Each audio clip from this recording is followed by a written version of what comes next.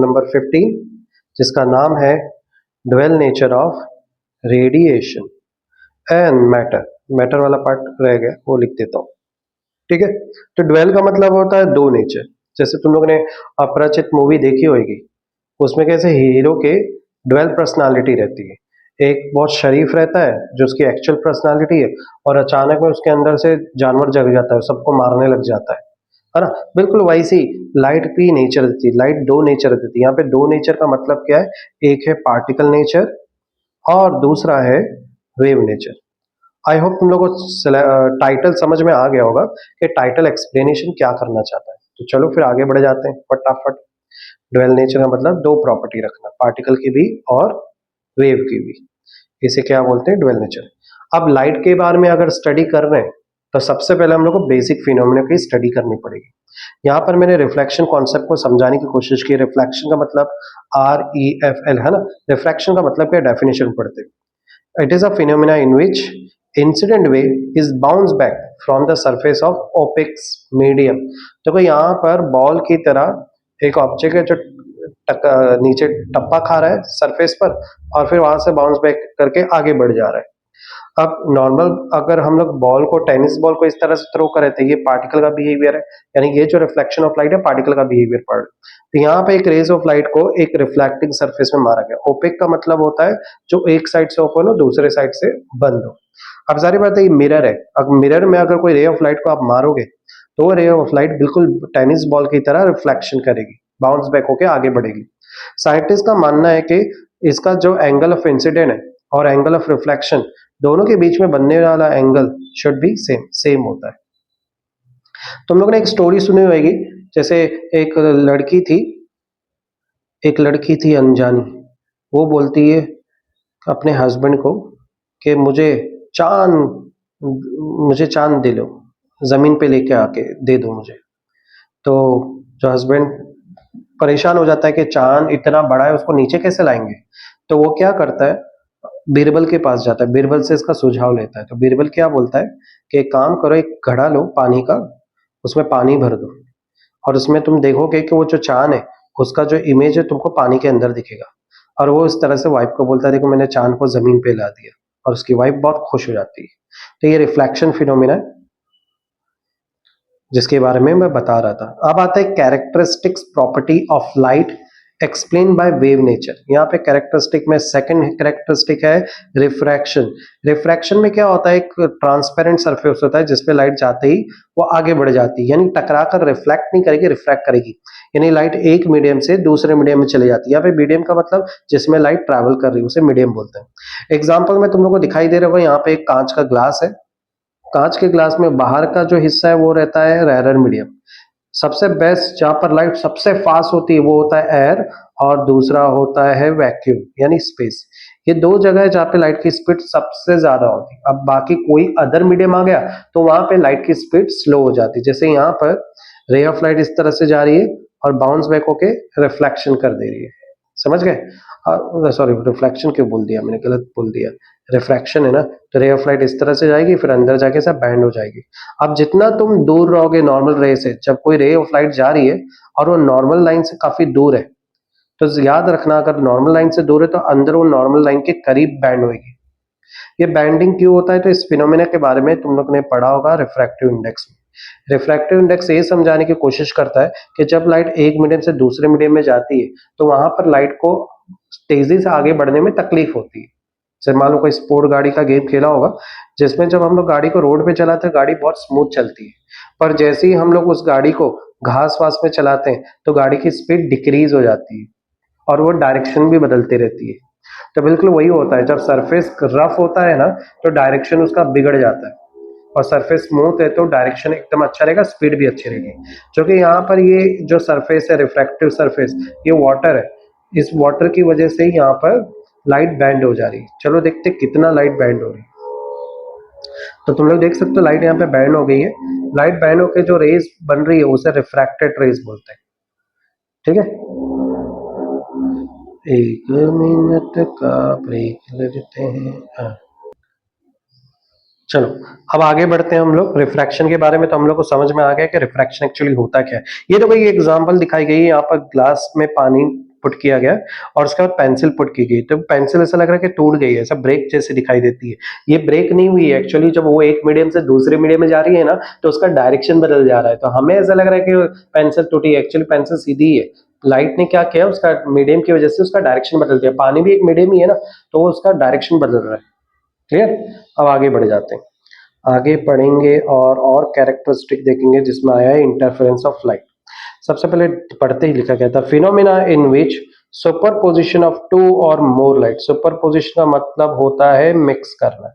इसको और डिटेल में आगे देखने वाले। टू और मोर लाइट ऐसा फिनोमिना जिसमें हम एक या एक से ज्यादा लाइट को मिला देते हैं, है ना, लाइट वेव को मिला देते हैं, जिससे हमें रिजल्टेंट डिस्टर्बेंस और रीडिस्ट्रीब्यूटेड लाइट इंटेंसिटी, जिससे हम लोग को या तो ज्यादा लाइट मिलेगी और लाइट में डिस्टर्बेंस भी आएगा, उसके साथ ज्यादा लाइट मिलेगी या तो लाइट घट जाएगी, ये दो चीज मिलेगी। इस तरह से अगर कोई लाइट इंटरफेयर करे तो उसे इंटरफेरेंस ऑफ लाइट बोलते हैं। तो इंटरफेरेंस का मतलब होता है एक रोशनी और दूसरी रोशनी का आपस में मिलना, है ना। आगे बढ़ते हैं। But what do you mean by superposition of two wave?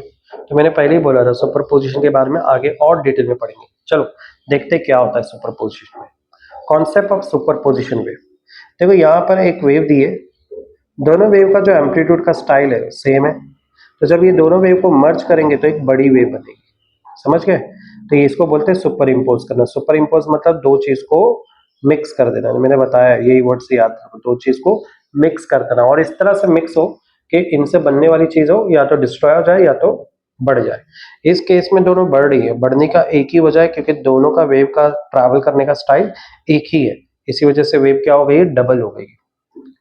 अब आगे बढ़ते हैं, तो रिजल्टेंट में देखो कितनी बड़ी वेव हो गई। तो ये जो कैपिटल ए दिखाया है ना इधर पे, ये कैपिटल है, इन दोनों वेव का टोटल को बता रहा है कि दोनों वेव को जब मिलाए तो इतनी बड़ी वेव बन गई, है ना, रिजल्टेंट बता रहा है।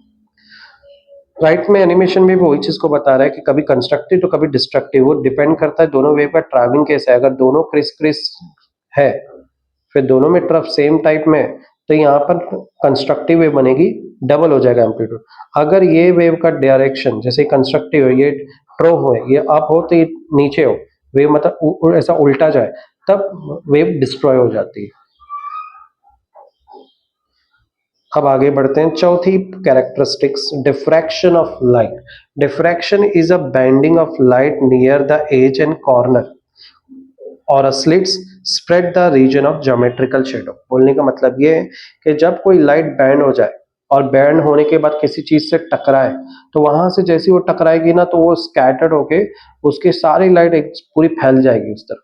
ठीक है, ये तभी होगा जब कोई ऑब्स्टिकल रखा जाएगा। जैसे यहाँ पर एग्जांपल है, एक बल्ब दिया हुआ है और यहाँ पर एक स्लिट लगाई है, बीच में ने स्लिट लगाई है, तो उससे क्या हो गया, बीच में शेडो बनने वाला है, समझ गए। और ये रे ऑफ लाइट के बाद ये बीच में ऑब्स्टिकल है, तो बाकी जगह क्या रहेगी, रोशनी रहेगी, और बीच में क्या रहेगा, शेडो रहेगा। ये ज्योमेट्रिकल शेडो इसलिए लिखा हुआ है क्योंकि ज्योमेट्रिकली हम लोग को लग रहा है कि इतना पार्ट इसमें शेडो होगा, पर एक्चुअली ना शेडो बहुत कम पार्ट में होता है, शेडो ज्यादा पार्ट में नहीं होता है, समझ गए। तो जैसे एग्जांपल ले लो, जब सोलर एक्लिप्स होता है, सूरज के बीच में सन मून आ जाता है, तो आपने देखा उसके बाद भी सूरज की रोशनी एज इट इज रहती है, वो साइड से फेंकते रहता है, यानी शेडो कम बनाता है। कोई भी ऑब्जेक्ट में अगर लाइट पास करेंगे ना, तो ज्यादातर लाइट काफी हिस्सा कवर कर लेती है, और जो शेडो के लिए हिस्सा देती है वो बहुत थोड़ा सा देती है। तो ऐसा साइंटिस्ट लोगों ने ऑब्जर्व किया है। The shadow of the obstacle form is shown in figure. अब वो जो शेडो का ऑब्स्टिकल फॉर्म है वो फिगर में दिखाया है। Here we can see that the shadow of the obstacle is not sharp, this is because of diffraction. अब जो ऑब्स्टिकल में जो शेडो आया है वो एकदम शार्प नहीं, देखो ये तुमको कोने वाला शेडो दिख रहा है, ये ज्योमेट्रिकल शेडो, ये थोड़ा थोड़ा इधर से बना हुआ है, बोले देखो ये ब्लर है और बीच में बहुत डार्क हो रहा है। तो मैंने पहले बताया प्रैक्टिकली जो शेडो है वो थोड़ा सा ही बनेगा, ऑब्जर्व शेडो कम रहेगा, पर ज्योमेट्रिकल के बेस पर हम लोग ज्योमेट्री की प्रॉपर्टी के बेस पे ऐसा अंदाज लगाते हैं कि इतना तो शेडो बनेगा ही, तो रियलिटी में ऐसा नहीं होता, रियलिटी में थोड़ा कम ही शेडो रहता है। अब आते हैं particle nature. Light is said to behave like a particle. सही बात है, लाइट कैसा बिहेव करती है, पार्टिकल की तरह। जैसे बाउंस बैक का भी मैंने एग्जांपल दिया था, ये one of the best example है। सेकंड क्या लिखा है, ये फर्स्ट आई होप सबको समझ में आ गया होगा। सेकंड लिखा है, in this nature of light behave like a small discrete set of packet. Discrete set of packet मतलब लाइट को हम लोग पार्टिकल की तरह नहीं बोल सकते। लाइट में से जब लाइट रोशनी निकलती है ना, तो उसमें बहुत सारे छोटे छोटे पैकेट निकलते, पार्टिकल नहीं निकलते, पैकेट यानी एक गुच्छा निकलता है पूरा, छोटे छोटे टुकड़े नहीं निकलते। जैसे एग्जांपल देता हूँ, मान लो कि कहीं पे बाढ़ आ जाती है, जैसे अभी मध्य प्रदेश बहुत सारी जगह पे बाढ़ आ गई बारिश की वजह से, तो वहां पे जो हेलीकॉप्टर्स है ना उन लोग को फूड वूड भेजते हैं, तो तुमको लगता है इंडिविजुअल पैकेट करके वो फूड भेजेंगे? और ये पूरा पैकेट बनाते थे, उस पैकेट के अंदर खाना चावल दाल जो भी बेसिक वो सब रहता है, और ऐसे क्वांटिटी में बहुत सारा फेंक देते हैं, जहाँ जहाँ सूखा रहता है, ताकि लोग वहां से उसको उठा के लेके जाए, खाना खाए। तो same as it is, particle नहीं, लाइट ऐसे एक पैकेट फॉर्म में टुकड़ों में निकल रही है, और उस पैकेट का नाम भी रखा है साइंटिस्ट ने, इसको क्या बोलते हैं, फोटोन और क्वांटा। अब मैक्स प्लैंक ने बोला कि लाइट जैसे दुनिया में हर एक चीज में एनर्जी होती है, तो क्या लाइट में एनर्जी नहीं होती होगी? तो उसने बोला लाइट में भी एनर्जी होती है, और लाइट कैसे बिहेव करती है, डिस्क्रीट सेट ऑफ पैकेट के फॉर्म में इसमें से रोशनी ट्रैवल होती है। ही नेम, अब उसने उस पैकेट का नाम क्या रखा, उसने उस पैकेट का नाम क्वांटा और फोटोन रखा। बोले ये जो पार्टिकल, लाइट की जो एनर्जी पार्टिकल जा रहे हैं ना, पार्टिकल वर्ड गलत होगा, एक्चुअली डिस्क्रीट पैकेट बोलेंगे, पर समझाने के लिए तुम लोग पार्टिकल बोल देना, बट पार्टिकल बेस पे लाइट बिहेवियर नहीं देती, लाइट के अंदर पार्टिकल नहीं डिस्क्रीट पैकेट होते हैं, है ना, जिसके अंदर बहुत सारे लाइट के पार्टिकल हो सकते हैं। अब आगे बढ़ जाते हैं, proton photon are define as packet of energy. तो ये जो फोटोन है वो पैकेट ऑफ एनर्जी है। तुमको पता है क्या, एक फोटोन बराबर होता है एक इलेक्ट्रॉन्स के। यानी अगर एक लाइट एनर्जी किस पे पड़ेगी, एक फोटोन पड़ेगा, तो वो एक ही इलेक्ट्रॉन को निकालेगा, चार रहेगा तो चार को निकालेगा। तो ये मेन चीज है। अब देखो यहाँ पे बहुत खूबसूरत एनिमेशन में लाइट के पार्टिकल को दिखाया है, और आप लोग यहाँ पे मेन सोर्स जो कि कौन है, हमारा मेन सोर्स कौन सा है, सूरज है यहाँ पे, करेक्ट। इस सन से समझते हैं, ये सन में से देखो रोशनी आ रही, और इस रोशनी के अंदर तुमको ऐसे सर्कल दिखाई दे रहे, छोटे छोटे सर्कल, ये छोटे छोटे सर्कल ही फोटोन है, पैकेट्स हैं। इस तरह से रोशनी ट्रैवल करती है। मैक्स प्लैंक क्वांटम थियरी को समझते हैं, मैक्स प्लैंक ने क्या बोला था, ऑलरेडी मैंने समझा था, फिर भी थोड़ा जाते, ये है वो scientist Max Planck. Max Planck ने 1900 में, यानी 19वीं सदी में अपनी ये थियरी रखी थी, जिसका नाम क्या रखा था, प्लैंक क्वांटम थियरी। इसने इस थियरी में ये बताया था कि लाइट में भी एनर्जी होती है, जैसे बाकी हम एटम्स में एनर्जी होती है, इलेक्ट्रॉन मूव करते हो, वैसे लाइट में भी एनर्जी होती है, पर उसकी एनर्जी को कैलकुलेट करने का तरीका अलग होता है। It tell us the light is propagate, propagate का मतलब होता है आगे बढ़ते हुए, ट्रैवल करते रहना, through a free space in the form of discrete packet और बंडल, मतलब बंडल और पैकेट के फॉर्म में लाइट के जो पार्टिकल है वो फ्री स्पेस में ट्रैवल करते रहते हैं। दिस बंडल और पैकेट आर कॉल्ड क्वांटा और फोटोन। इसी बंडल और पैकेट को क्या बोलते हैं, क्वांटा या फोटोन बोलते हैं। यहाँ पर तुम लोगों को क्वांटा और फोटोन दिख भी रहे, छोटे छोटे टुकड़े हैं, पार्टिकल मत भूलना, ये पैकेट से क्वांटा है, ठीक है, वरना कंफ्यूजन हो जाएगा। Max Planck quantum theory. अब देखो रोशनी से जो ये निकल रहे हैं डिस्क्रीट पैकेट, हम देख तो नहीं सकते, पर साइंटिस्ट लोगों ने अंदाजा लगाया कि ये ही पैकेट है, पैकेट फॉर्म में, एक अजम्पशन किया गया। अब आगे बढ़ते हैं, प्लैंक्स क्वांटम थियरी में, मैक्स प्लैंक क्वांटम थियरी में उसने एनर्जी का एक फॉर्मूला बताया, बोला जो E है इज इक्वल टू एच नहीं होता है, इस फॉर्मूले में E एनर्जी है, H प्लैंक्स कांस्टेंट की वैल्यू है, कांस्टेंट है, और ये जो V नहीं है ये न्यू है, ये फ्रिक्वेंसी है। समझ गए, ये फॉर्मूला याद रखना, ये काफी सक्सेसफुल फॉर्मूला बनाया था। यहाँ पर जो H है वो प्लैंक कांस्टेंट है, जिसकी वैल्यू है 6.634 इंटू 10 का पावर -34। देखो इसको याद करना बहुत आसान है, लास्ट में यहाँ पे भी 34 है और टॉप पर भी 34 लिखा है, जूल सेकेंड। कैसे याद करना, याद रहेगा, इसको याद रखना है, भूलना नहीं है। अब मैक्स प्लैंक क्वांटम थ्योरी पे आते हैं। पहला आते हैं प्रॉपर्टी ऑफ फोटोन में, each photon has energy.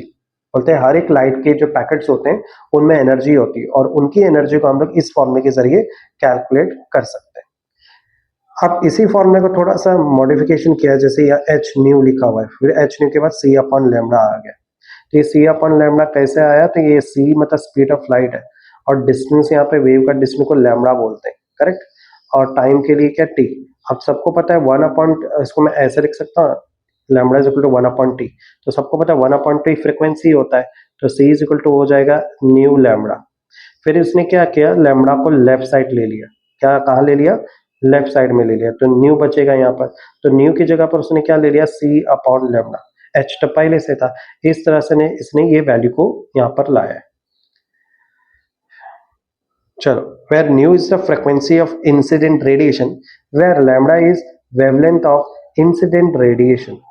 Each photon travel with speed of 3 × 10⁸ जो भी लाइट के पैकेट्स होते हैं, लाइट की जो स्पीड होती है उस स्पेस में 3 लाख मीटर पर सेकेंड होती है। और mass of photon is not defined the sense of mechanism, rest of the photon is zero. इसलिए ऐसा बोला है क्योंकि लाइट का कोई वजन नहीं होता। कभी तुमने देखा कोई रोशनी ऐसे नीचे की तरफ गिर रही है? लाइट के जो फोटोन पैकेट्स होते हैं वो बहुत ही लाइट होते हैं, इसलिए उन पे ग्रेविटी एक्ट ही नहीं करती क्योंकि उनका वजन नेग्लिजिबल है, इतना कम है कि हम लोग इसको नेग्लिजिबल बोल सकते हैं। अब आगे बढ़ते हैं। Max Planck quantum theory property पे आते हैं। Photon had definite amount of energy. Definite का मतलब होता है फिक्स। बोले किसी भी लाइट के फोटोन में फिक्स अमाउंट ऑफ एनर्जी होती है और उनका लीनियर मोमेंटम भी होता है, यानी मास के बेस पे उनकी वेलोसिटी, जो कि मास नेग्लिजिबल है इसलिए वो कहीं पे भी ट्रैवल कर सकते हैं, पर बहुत तेज होते हैं वो लोग। यहाँ पर तुमको देखो चार्ज दिखाया गया है, एक इलेक्ट्रिक फील्ड है जिसमें पॉजिटिव चार्ज एक नॉर्थ पोल लगा हुआ है और दूसरे साइड में साउथ पोल नेगेटिव चार्ज लगा है और मैग्नेट भी लगा है। अब हमें देखना है कि लाइट को जब इस चार्ज से, सबसे पहले हम लोग किससे गुजारेंगे? चार्ज से। देखते चार्ज से कुछ एक्ट हो रहा है? नहीं हो रहा है। अब इसके बाद हम लोग कहाँ पे घुमाएंगे? उसको मैग्नेटिक फील्ड के पास लेके जाएंगे, देखेंगे कि लाइट कुछ बिहेवियर देती है कि क्या अट्रैक्शन होगा क्या। लेट्स सी देखते हैं। तो साइंटिस्टों ने क्या पाया, ये तो किसी भी तरफ झुकने को तैयार नहीं है ना, किसी भी तरफ झुकने को तैयार नहीं। लाइट कैसे है? सीधा जा रही है, इसलिए लाइट के पार्टिकल्स को, लाइट के पैकेट्स को न्यूट्रल बोलते हैं। अब आते हैं नेक्स्ट पॉइंट की तरफ। Photon have fix amount of energy and momentum, ये पढ़ चुके हैं। Fifth point, photon are electrically neutral. Neutral क्यों होता है? मैंने रीजन बताया था, क्योंकि लाइट के पार्टिकल चार्ज के पे डिफ्लेक्ट नहीं करते, ना ही मैग्नेटिक फील्ड पे डिफ्लेक्शन होता है, मतलब मैग्नेटिक फील्ड जाएगी तो भी उनपे कुछ असर नहीं होता। ठीक है। Sixth point, during collision of photon with the material of particle, linear momentum and energy both get conserved. Conserve का मतलब होता है कांस्टेंट यानी फिक्स होना। पर जब फोटोन के पार्टिकल कहीं से टकराते हैं ना, जैसे मान लो ये फोटोन का पार्टिकल एक मिरर से टकरा रहा है, तो मिरर से टकराने पर भी इनकी एनर्जी में कुछ असर नहीं होता है, उनका मोमेंटम, उनकी एनर्जी क्या रहती है? कांस्टेंट होती है, खोती नहीं है। इसको समझना है तो तुम गैस पार्टिकल से ले लो, हवा चारों तरफ फैलती चलती रहती है, लेकिन कभी देखा है कि टकराने पर उनकी एनर्जी कम हो गई और गिर गई हवा? ऐसा नहीं होता है। हवा के पार्टिकल जो बाउंस पे करते हैं तो वो इलास्टिक बिहेवियर रखते हैं। सेम एज इट इज यहाँ पर जो लाइट भी है वो भी कोलिजन जब कर रहा है तो उससे उसकी एनर्जी वो खो नहीं रहा है, एनर्जी उसकी क्या रहती है? कांस्टेंट रहती है। 7 पॉइंट है, as the intensity of light goes on increasing, the number of photon passing through the area also goes increase। ये कॉमन सेंस है, अगर रोशनी बढ़ेगी तो उसके अंदर जो फोटोन है उनकी तादाद भी बढ़ेगी। यहाँ पे हम लोग स्टॉप करते हैं और ये वाला जो पार्ट है वो हम लोग नेक्स्ट लेक्चर में करेंगे। ये इंपॉर्टेंट है, हर्ट्ज ऑब्जर्वेशन। ठीक है, इसने फोटो इलेक्ट्रिक इफेक्ट के बारे में बताया था जो एग्जाम में बहुत पूछता है।